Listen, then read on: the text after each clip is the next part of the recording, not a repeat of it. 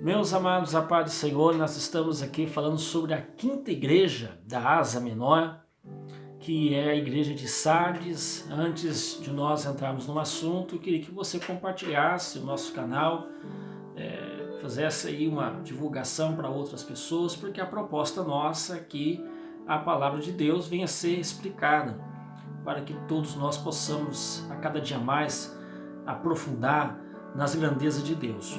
Bem, pessoal, hoje eu quero falar aqui a primeira parte desse assunto, que está em Apocalipse capítulo 3, o versículo 1, e eu quero só pegar a parte C desse versículo 1, que diz o seguinte: conheça as tuas obras, que tens nome de que vives e estás morto.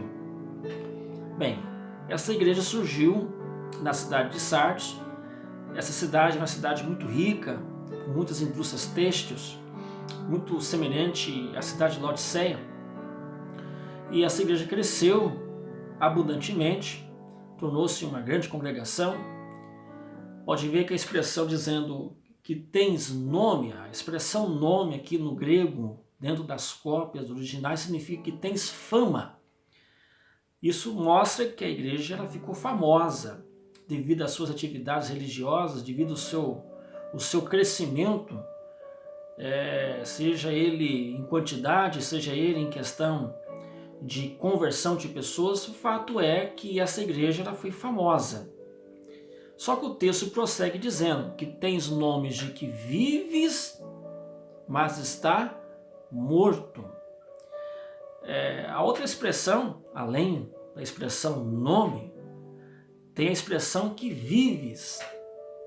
O que significa? Significa que esta igreja era uma igreja viva, entre aspas. Era uma igreja que tinha todo o processo litúrgico.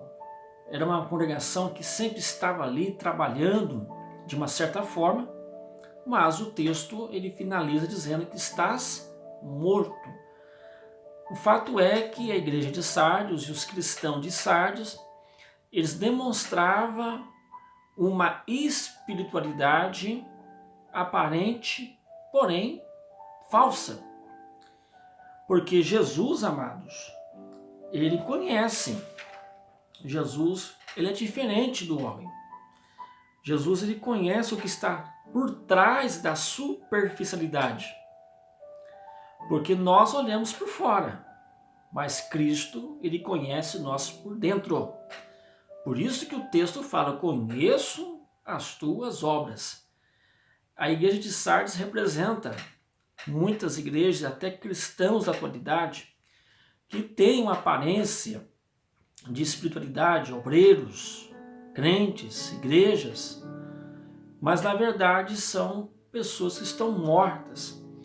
Interessante que Jesus ele vai falar desse assunto, algo bem semelhante, só para a gente fazer uma conexão com esse assunto, lá em Mateus capítulo 23, que ele vai censurar os fariseus, que eram os religiosos daquela época, dizendo também praticamente a mesma coisa. Eles tinham aparência de espiritualidade, praticavam a sua religião, mas chega um ponto que Jesus fala que eles são o quê? Sepulcros caiados, mortos por dentro.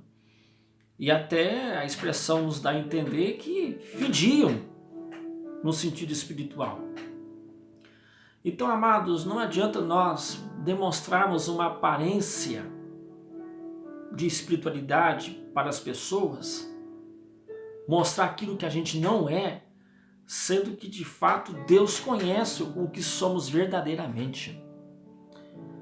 Aquela igreja, como é o retrato de muitos hoje, com certeza tinha cultos, pregação, louvores, tinha obreiros, tinha toda a dinâmica, mas não é somente ter isso para ter a fama e para ter o nome de que vives, porque o cristianismo ele começa dentro do nosso interior. Não é somente uma mera religiosidade, não, é uma espiritualidade. Então Jesus, aqui no caso, ele está o quê? Ele está condenando uma falsa aparência. uma falsa aparência que dizendo que está vivo. É o caso aqui desta igreja. E aí, amados, não adianta nós queremos enganar. Não adianta nós queremos demonstrar uma coisa que nós não somos. Não adianta a gente colocar um rótulo, sendo que o nosso conteúdo está vazio. Tem nomes de que vives, mas está morto. Então Jesus, ele dá uma crítica bem severa para aquela igreja de Sardes. E depois ele vai mostrar para aquela igreja como que ela deveria buscar a sua restauração.